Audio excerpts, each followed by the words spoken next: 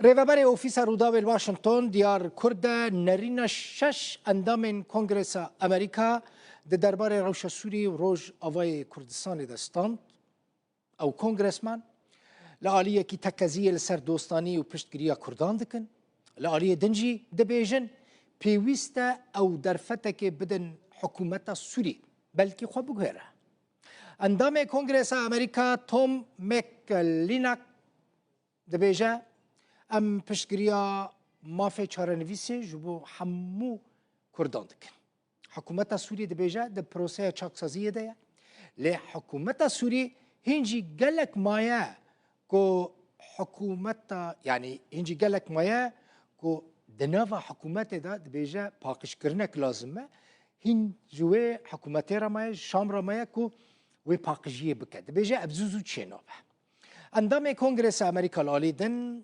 فرانچل دبیجه سوریه دمک هستیار و حساس را در باسته به داعش هنجی چالاکه امریکا اوروپا و هف پیمان هرمیجی دبیجه دخوازن در فتح که بدن سوریه لی او بهشیاری جاودیریا اولهیا ولاتی انجدکن ده درباره ما فی پیکاته اندا وکه کرد دروزی و خرسیانا جی هل جلو دورا گود او گشبینه و او پیکاتین سوری مافین خواه به دست خواه بینن کنگرسمان امریکی رالیدن کایت سلف گوت حتی نها کرد و هیزن سوریا دموکراتیک هسده در ریوبریا سوری ده بشتر نبونه ده بیجه کرد نتنه لسوری لیل هر چار ولاتین کلی دجین کردستانه که دخواسن کنگرسمان امریکی دن لانس گودن گوت شر لدجي داعش هنجي بداوي نبويه و إيرشين داعش ين لسر هيزن أمريكيجي ناين قبول كرن دبيجا دبي أمريكا بشجريا بيكاتين سوري بكا و بشتراست با كو ما فين وان لسوري و بين باراست برات شيرمان كونغرسمان أمريكي ناسكريا قلت دبي لسر داخوازين كردان كار بيكرن برکو داخوازین کردان سوریه هنه هیچی او داخواز بیک نهاتنه یعنی کردان او داخواز دست خواه نانینه گوت دمه که دریجه کرد و امریکی دوستین هفن دوی واشنطن لسر پشتگیری خوش بو کردان بردوام به دیار کرده او اف بیوین حمود چه کرنه لی تماشا بکن از باورم حکومت سوریه هیچی پاقجیه که زیده یا ناوخواه مایه کو بکه نها ده پروسه وی چاکسازیه ده بۆچونتان سەبارەت بە مافی کەمینەکان لە سووریا چییە؟ وەک کورد، دروز و کریستیانەکان کە داوا لە ئەمریکا دەکەن پشتگیری لە خواستە سیاسیەکانیان بکات بۆ خۆبەڕێوەبەری.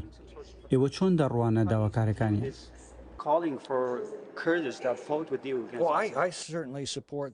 بێگومان ئەس پشتگیریە مافی چارەنویسە هەموو گەلان دکم لە هەر جهێک و بکارم لسر انصاری جهان پشگیری لآزادی دکم اف تشتکو دکم مرواهی بر به بختوری و خوشگذرانی و بچه از باورم حکومت نو لسوریه بر به وی آراستایی و بچه گلو بلزه که پیویس لچه دبکو نا لی پنگاوان داویجه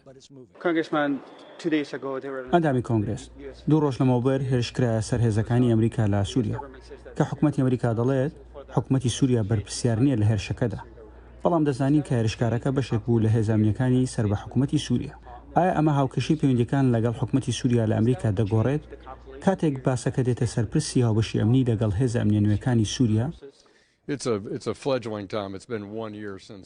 اف دمك هستيارة سالك تصرفا أسدش سوريا ردرباس بويا كوجان خرزگار كر و رويا سوريا بأوايا كي خراب جعالية برا و چكن إيران و روسيا يوات تي آراستا كرن دامان دمدا داعشي پرچالاك السورية لو ما اف روش بو حكومت عنو يا شامي گلكي دجوارا نها امريكا اوروبا و هف پیمان هرمي دخوازن در فتك بدن سورية لأم هشياري السلامتيا ولاتين سوريا دنيرن اف جيش بو سينوردار کرنا هر در فتك جنوب سرهلدانا داعشه وگرا سپایا پاسداران آ ایرانه یانجی روسان به هر آوائی با بۆ سووریێک بۆ هەولا نەئارامکردنا وێ بدەن.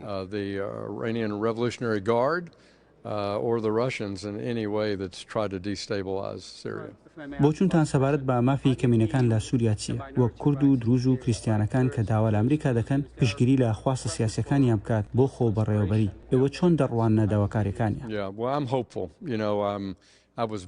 ئەس گەشت بینم دبخۆشی دەزانی ئەس گەلێکی لە دژی حکوومەتا بەشار الئەسەد بوو دەدەما کارێ خۆدا لە دژی حکوومەتا بەرێ یا ئەسەدێ بافژی بووم ئەس باوەرم وان یەک ژوڵاتن هەری جوان و خۆشگوزەران ئەن ڕۆژهەڵاتا ناوین تێکدان لەگەل وێژی پر گرنگە حکوومەتان و یا شامێ پشتگیریە مافێن کەمینەیان وەکی دورزی خریستیان سونە و شیعە و عەلەویان جی بکە پێویستە دەنگێ هەمویان دە پاشە ڕۆژا سووریەدا وەرە بهیستن ئەف ژی ئاستانگیەکە لێ دووبارە دکم و شتەرە دەبێژم لەڤر لەسەر ئاستا هەردوو پارتیان کۆنگرەسا ئەمریکایەدا ئەم ژی پشتگیریە پێکهاتەیەن سووریە دکن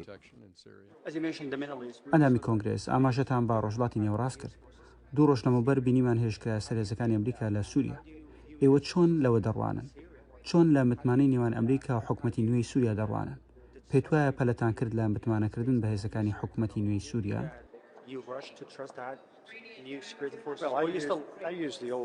Ez wê gotina kevin a rêgan serokê berê Amerîkayê bikartînim. Bawer bike lê piştrast be. Ez zelal bim gelek kar li pêşiya hikûmeta Sûriyê ne. Karekî zêde li Sûriyê li pêşiya wan e. Ji ber ku heta niha jî hesedê bejdar nekirine. Kurd di ti tiştî de ne bejdarin. Em van êrîşan ji aliyê endamên hêzên çekdar ên Sûriyê ve dibînin. Loma karekî zêde maye were kirin bo yekxistina wan di hikûmeteka azadîxwaz de. Lewma dibêjim em wan dişopînin. چۆن لە داوای کورد بۆ ئۆتۆنۆمی لە سووریا دەڕوانن لەگەڵ سووریایەکی یەکگرتوودا Kurd Kurdistanekê duan çar welatan de dixwazin ku tê de dijîn. Ne tenê li Sûriyê Kurd li çar welatanin û hez dikin Kurdistaneka wan hebe. پێت وایە مافی چارەی خۆنووسینیان هەیە؟ Ez bawerim her kesekî ew maf heye. Ji ber ku bi milyonan Kurd hene. Lewma dibe ku mercên wan tê de hebin. Lê dûvra hûn dibînin hevpeymanên me hene ku li dijîne. Wek mînak Tirkiye yan Sûriye. Lê em hewl didin piştgiriya hikûmeta nû ya Sûriyê bikin. Eger em bikaribin ev jî mijareka pir aloz e.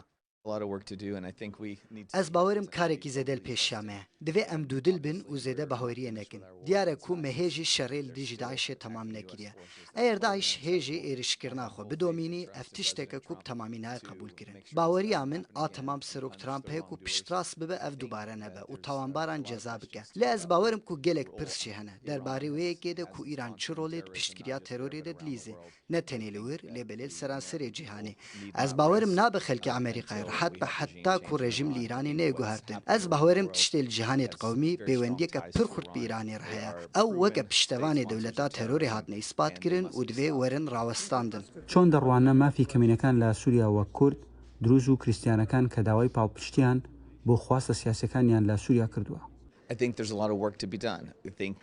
Ez bawerim karekî zêde maye ku were kirin. Em bawerin serokê me gotiye ku dixwaze li gel serokên û yê Sûriyê kar bike. Çend hewldanên nêtpakiyê nîşan dane. Bi awayekî teqez rewş baştir ji dema ku Esed li wir bû. Lê ez bawerim karê zêde maye ku were kirin. û pêwîst e em li wir bin ji bo piştgiriya li kemîneyan li seranserê Sûriyeyê û em piştrast bin ku mafê wan hene, parastîne, tundî radwestin. Ez dê xebatkirina ji bo bêparkiriyan û kemîneyan li seranserê cîhanê bidomînim. Ez bawerim pêwîst e em Amerîkî piştgiriya wan kemîneyan bikin. Ev êriş nîşan dide heta ku em berdewam bin li ser karkirina li dijî Daişê li Rojhilatê Sûriyê bakur Rojhilatê Sûriye. چۆن دەڕوانە داواکاری کورد بۆ ئۆتۆنۆمی لە سووریا مەبەستا من ئەوە ئەو تشتێکە کو divê kar li ser werekirin lê Kurd demeke dirêja dostên Amerîkayê ne û pêwîst e em li ser piştgiriya Kurdan berdewam bin. Gelo ev pirseke aloza ji ber ku wek hûn dizanin Tirkiya duê navê de heye. Li aliyê din êrîş bo bi ser hêzên me hatiye kirin. Heftiya borî du leşkerên me hatin kuştin. Ev mijareke hestiyar e û ev tişteke ku niha bala Wezareta Derve û Wezareta Şer li ser e. Ne tenê ji bo zêdetir yekxistinê lê belê ji bo seredarîkirina bi wan kesan re ku di demeke dirêj de em seredariyê bi wan re dikin. Di heman demê de lewra ez bawerim ku di vê gelê Îranê ببینە کو ئەمریکا پشتگیریە وان ئا بەردەوام دکە ji bo guhartina rejîmê lêbelê pêwîst e em li ser xebatê berdewam bin ji bo parastina wê baweriyê kobiya min bi seqemgeriyê re hevgirtiye ne ku em bi xwe biçin û rûbrûyê wan bibin.